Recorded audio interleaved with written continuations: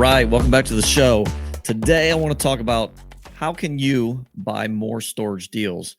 And this show is going to be focused more on your underwriting and how you're looking at deals, as opposed to, how can you market more, market better, find more leads. We're not going to focus on that today. We're going to focus on more kind of what you've been taught in underwriting, or maybe what you've seen. And these are things that were spurred on by definitely a conversation I had the other day with a couple that they currently have one storage deal and looking for more. But I've had this conversation who knows how many times with multiple people trying to get into self-storage and or have one or two facilities and can't find any. So actually, while I'm thinking about it, I'm adding another one here as a bonus. But right now I've got 6 of them, and make sure you hang on to the end because to me the 6th one, they're all important, but maybe the most important. So don't skip. Don't just listen to the first couple minutes of this one and move on. Listen to the last one because I do think that one has maybe the most value in it. So let's get into it. Number 1 is looking at value add. You should be buying value add, right? If you're not buying value add, then you're paying retail. So that means you're probably buying something that, whether it's listed or off market, you can't raise rents. You can't add tenant insurance. You can't add setup fees. You can't add parking. You can't add more units. There's no type of value add that you can possibly do. You can't reduce expenses, right? There's no value add there. So really, when someone says, are you buying value add? It better be, right? Maybe you can't raise rates. Maybe rates are what they are, but maybe they don't have tenant insurance. Maybe you can add outdoor parking. Maybe you can add more units. You can do all these things. So when you're looking at these deals, more than likely, probably 99% of the time, they're value add. Again, unless you're buying from someone that's very sophisticated and already has these things in place and have them completely dialed in, more than likely, most deals that are for sale are some type of value add. Now, and this is actually goes into number 2, which I just thought of before. It kind of piggybacks off this, is doubling the value. You don't have to double the value. Okay. You don't have to buy something for $300,000 and it has to be worth $600,000. That's not now. And when I say that, I'm going to add a disclaimer there. I'm looking for cash flow. If you're looking to buy and flip in one way or another, whether that's flipping to get your private investors out of the deal so you can pay them off, or that's just so you need some cash quick to buy a better deal, then yeah, you don't have to necessarily double the value, but gaining equity, gaining appreciation is obviously important. And I guess going back to doubling value, if you buy something for $300,000 and double it to $600,000, clearly your value there that you've added is $300,000. Okay. Now let's look at a $5 million deal. And let's say you just raise it, the value by 10%. You've made $200,000 more than you did, if I did the math right, than you did buying a $300,000 deal and doubling the value. So you don't have to double the value. I hear that a lot. You don't have to double the value. While that sounds great, like, hey, I bought something for $300, now it's worth $600. That's fantastic. You could buy a $5 million facility, right? Add and have 10% gain, and now you just made $500,000 in equity. That's almost double of what you did in equity than you did when you doubled the small deal. And I'm not saying, and actually, while I'm at it, here's another one to piggyback off that. I'm not saying don't buy small deals, because I've got some small deals and they cash flow great. But don't leave out, to me, look at every single deal, especially deals that are in your markets. Look at big, small, medium, whatever they are. Look at all of them. I mean, I've got a 6,000 square foot facility. It's now 8,000 because I put some relocatable units in. but I've got it was 6,000 square feet. I was making $1,500 a month in cash flow. Okay. That's better than any single family rental, more than likely. And I paid very little for it. So don't leave out small deals. And I kind of threw 3 quick ones in there pretty quickly. But yeah, most deals are value add. You don't have to double the value and look at every single deal. So those are first 3. Fourth one here is, and I got to change my numbers here. You don't have to give up equity. Okay. You do not have to give up equity to get in deals. I know that happens a lot, especially in these groups that people are part of. There's certain people in there that can certainly give you value, but even if you're a newbie or second, third deal, whatever it is, you don't have to give up equity. There are a lot more ways to do it. If you find a deal that's truly a deal, I'm not going to go into everything, but there are a lot of ways that you can take that deal down without bringing on an equity partner.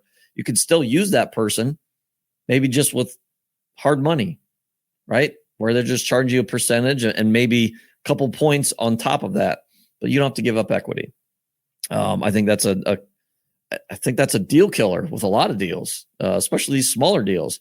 If you've got a deal that's got $300,000 worth of equity, you've got to give up half that.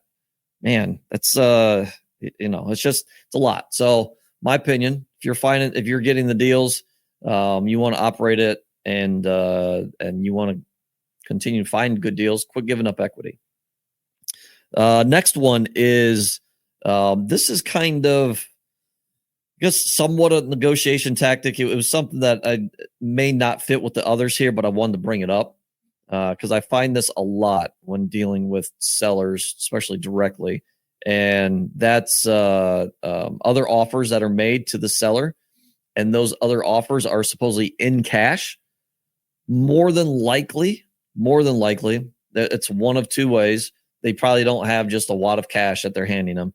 It's probably one of 2 things. One, it could be a bank loan because technically the seller will get cash when they close, right? So 1, it could be a bank loan. And 2, it could be that person has raised money and used, in a way, it is cash, right? But they've raised money. And there are things that could, I guess, still hold that deal up is kind of my point here. So when it's cash, more than likely it's not just sitting in their bank account, excuse me, and they're just giving the seller cash. So I always like to tell the sellers that it's just a little bit of education to them. I've gotten good feedback from sellers just telling them that, because most times these sellers think when they're offered cash, they think they're just getting a bag of cash at closing, which looks a little different than that. So yeah, that one doesn't really fit with these others, but wanted to bring that up. Now my last 2 are ones that I've heard probably since I started getting into self-storage, but the more I'm in it, the more I hate hearing about them. So the first one is square foot per capita. And if you're in self-storage, you know what this metric is. Basically, it is how many square feet each one of us, everybody, rents. So on average, it's 7 or 8. We'll just use 8 square foot per capita. So that says I rent 8 square feet of self-storage myself. It's square feet per capita. So all of us rent 8 square feet of self-storage. That's the average, which is probably true. That's also probably growing. It's somewhat of an old number, but also growing because we're becoming more of a renter nation. But that also that gives you every single market in the U.S. Okay, so you've got markets like, we'll use Florida, that doesn't have any basements. Okay, so obviously they need more storage down there. They also have more retirees. They have more people living up north that may have a winter house down there that needs storage. So their square foot per capita can be higher in certain areas. Then you've got other areas. I'm in a town, and I'll give you 2 examples. I'm in a town where within a mile, I think the square foot per capita is like 4. And it is one of the hardest facilities for me to lease up. I'm in another city where the square foot per capita is at one point is in 30s, and I know there's been more storage that's been built. I myself have added more storage. We could be pushing 40 square foot per capita at this point, and the rental demand is still super strong. It's starting to lease back up. It did fall off a little bit over the winter, but I barely have to do any marketing there, and it just leases up. And again, it's at least 30 square foot per capita, if not pushing 40. So when I hear square foot per capita and I see people, doing a deal or not doing a deal based off that, you can't. It's not a real number. It has nothing to do with your market. So you've got to do market research. You got to figure out what everyone's occupancy is. And you also got to look at climate compared to non-climate. You got to look at parking. You got to look at all these different factors, different products basically that people are selling. So you've got to take all that into account. Don't look at square foot per capita. I don't want to say don't look at it. Don't judge your deal off of it. And this is kind of maybe I don't want to call it a secret, but it's helped me land some deals in markets where I think others have definitely been afraid to get into. So hopefully not many people are listening to this podcast that invest where I do. But yeah, I look at the market. I'll look at the square foot per capita right before we get under contract, just to kind of, I guess, make myself feel a little bit better or worse, I guess. But yeah, I don't judge any deal off square foot per capita. And then the last one, the final one, which is this one irks me too. And square foot per capita is a general rule of thumb. And so is this next one. It's a general rule of thumb. But I see too many people just using this in their underwriting. And that's using a 30 or 35% expense ratio for their operating expenses, which is insane to me. Because while that may be, again, a national average, and a lot of appraisers do use that, brokers will use that sometimes when selling your deal. That doesn't mean those are going to be your expenses for your deal. Your real estate taxes could be super low. They could also be super high. You could be in a flood zone, or you could be in an area where insurance is super low. There's just so many factors that go into that while you can, I don't even like using it as a quick dirty to quickly look at a deal. I can look at a deal within probably 2 minutes and figure out my actual expenses within 2 minutes. Now, it takes a little bit more time figuring out where I can take rental rates, what the occupancy in the market is, all those types of things. But when it comes to underwriting and actually plugging numbers into a spreadsheet, 2 minutes and I'm done. So I would not use ever again, throw it out the window, 30%, 35%, whatever it is, operating expenses for your expense ratio. I wouldn't do it. Just don't do it. I've got I think globally, and I believe this includes, we'll just call it payroll. So my employees and call center and everything. I think we're around, I'd have to double check, but we're under 30 without a doubt. I want to say we're probably closer to 25-ish, 26, somewhere in there, expense ratio. I've got one facility that's like 18% expense ratio. So it just throw it out the window. I don't like it. I know a lot of people talk about it and teach it. I don't like it. It's not real. And it's also killing a lot of deals that you're looking at. Think about it. What if you could find a deal that your real operating expenses are 20%? That's 10% difference. And the bigger the deal, the more you're saving, and then the more you're making and putting in your pocket. So I hate that metric. I hate the square foot per capita metric. And I may get some flack on some of this stuff, but it's in my experience, it's not accurate. It's not how you look at deals. You have to underwrite deals and use real life numbers. And the more you're in it, the more deals that you have, the easier that becomes, right? So you may not know what internet costs in your area. Doesn't take very long to figure that out, but you may not know that costs day one before you get a facility. But once you do have one, Now you know what internet expense is and what type of internet, speed and everything that you need for your cameras and your gate. You know those things. So now you can use that number. Same with your electric bill.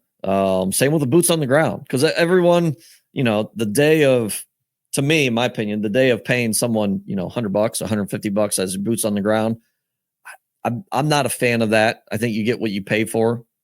We've got a full-time maintenance guy, which I've talked about.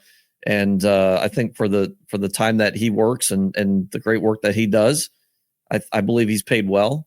Definitely more than, the $150 per site, which, again, I think you get what you pay for. So now kind of getting out of the box here of what I want to talk about. But those are, I think now 7. I had 5, but added 2 more.